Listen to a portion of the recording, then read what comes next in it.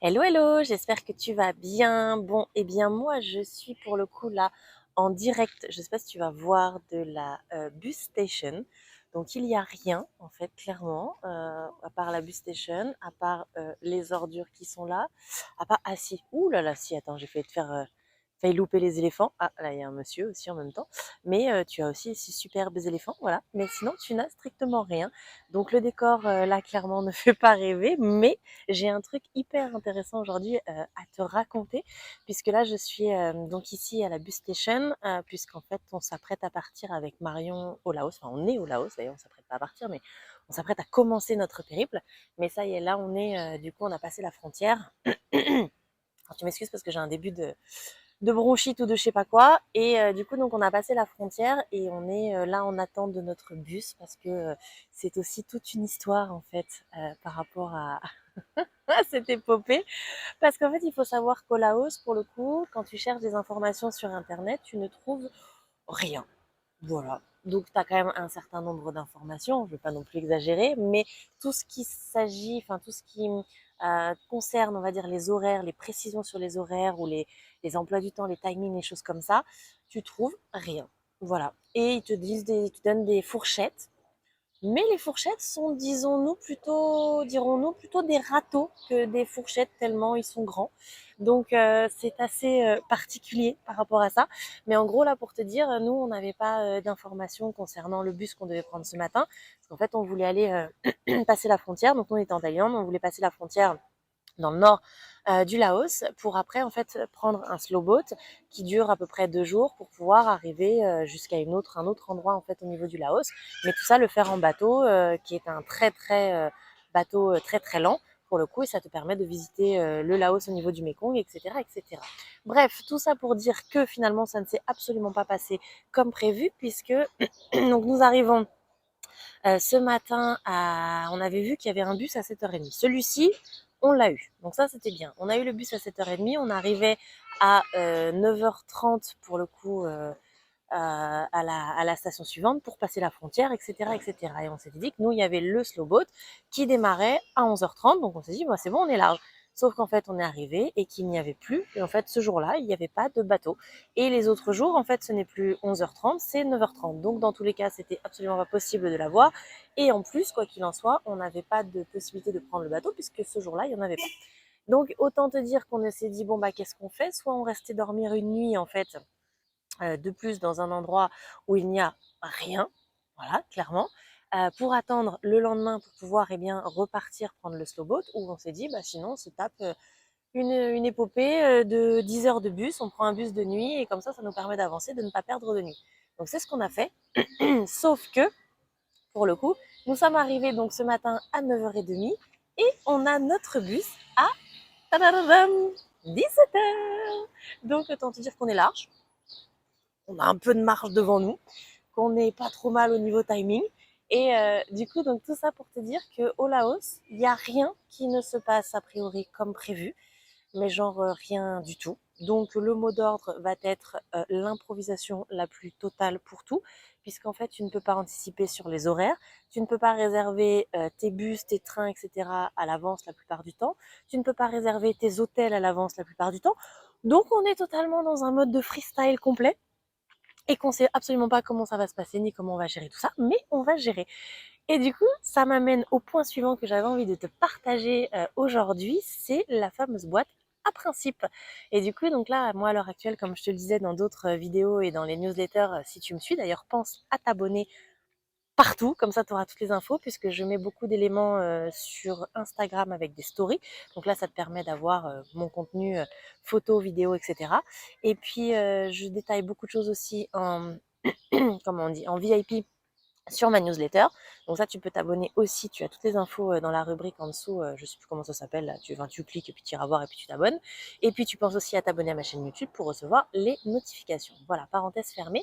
Et donc je te parle à présent de cette fameuse boîte à principes, puisqu'avec Marion, on a beaucoup rigolé là-dessus et on se rend compte que plus tu voyages, donc elle a l'habitude vraiment de voyager en sac à dos. Ça fait plusieurs fois qu'elle le fait. Elle part systématiquement pour des très longues périodes, mais elle voyage systématiquement avec quelqu'un. Alors que moi, pour le coup, c'est une nouveauté pour moi de voyager en sac à dos.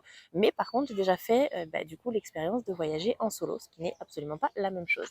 Et donc du coup, bref, tout ça pour dire que forcément, tu te rends compte que quoi qu'il se passe, eh bien, au départ, tu arrives avec un certain nombre de principes, et puis à un moment donné, tu fous tes principes dans ta boîte, dans ton sac, tu as ton sac à principes, et puis tu finis clairement par le jeter et par finir à le foutre. Attends, où sont les ordures?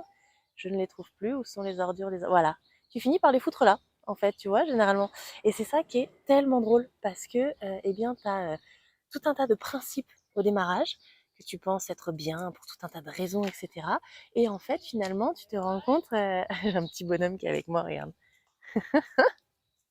trop chou. Du coup, il venait vers moi.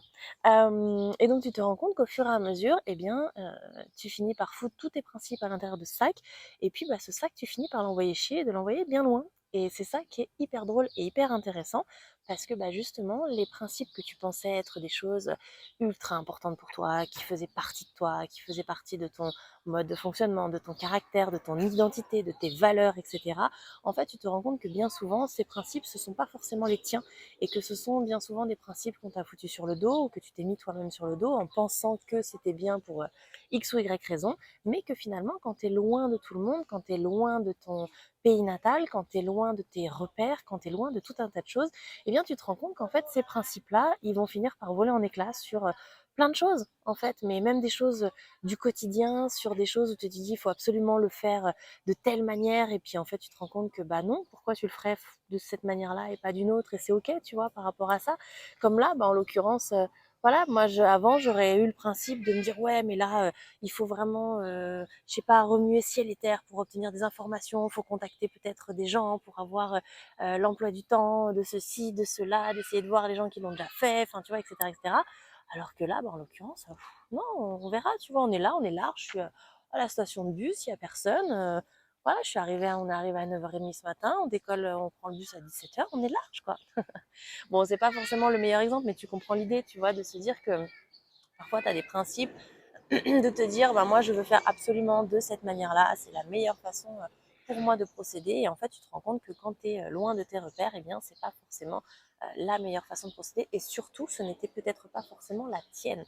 Et c'est ce sur quoi j'aimerais insister aujourd'hui, parce que bah, c'est important de plus tu prends du temps pour toi, plus tu voyages. Là, en l'occurrence, je te parle du voyage parce que moi je le fais, mais ça peut être sous différentes formes. Si tu prends le temps de méditer, si tu prends le temps de faire des activités en solo, si tu prends le temps de partir peut-être ne serait-ce qu'une journée, un week-end quelque part où tu te coupes un peu de tes repères, où tu te coupes de tes habitudes, eh bien c'est là où tu vas pouvoir voir réellement qui tu es, ce que tu aimes, ce que tu n'aimes pas, ce que tu veux, ce que tu ne veux pas, et te couper de certains principes qui ne t'appartiennent pas. Et ça, c'est vraiment quelque chose d'hyper important à avoir en tête pour justement rester dans cet alignement intérieur, pour aller vers ce plein épanouissement de toi-même. Plus tu vas bien t'écouter, plus tu vas être en accord avec toi, avec tes valeurs, avec qui tu es, avec ta propre vision des choses, et virer les principes qui finalement pouvaient souvent te polluer la vie sans que tu t'en rendes compte, et ben c'est là où ça va vraiment commencer à faire la différence.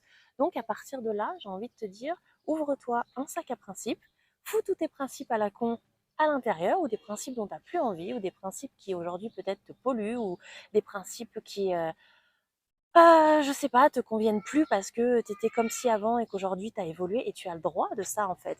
Et donc fous-moi tous ces principes à l'intérieur, ferme-moi ce joli sac, fais un joli nœud, et tu viens les mettre avec moi juste là. Viens, on jette tout, on fout les principes à la poubelle, et ça te permet vraiment de voir les choses autrement, de te sentir beaucoup plus léger, beaucoup plus apaisé, beaucoup plus serein, confiant, du coup, de lâcher prise par rapport à tout ça. Et tu vois bien qu'en fait, finalement, tout ça est relié, et ça te permet de faire une jolie boucle positive, ça te permet de créer un cercle vertueux qui te permet de continuer d'avancer dans cette direction dans laquelle tu as envie d'aller, à savoir, comme tout le monde, le plein épanouissement de soi, l'évolution de soi, aller vers qui tu es pleinement, t'assumer pleinement, etc., etc. Et pour ça, il faut que tu me foutes tes principes, je sais plus où ils sont, voilà, foutes tes principes à la poubelle. Je te souhaite une belle journée, parce que il ne s'agirait pas de louper le bus, hein, quand même, c'est pas parce qu'on est arrivé à 9h ce matin, on va être capable de le louper, tu vas voir. Donc là, je te souhaite une très belle journée, une très belle soirée, et je te dis à bientôt. Ciao, ciao.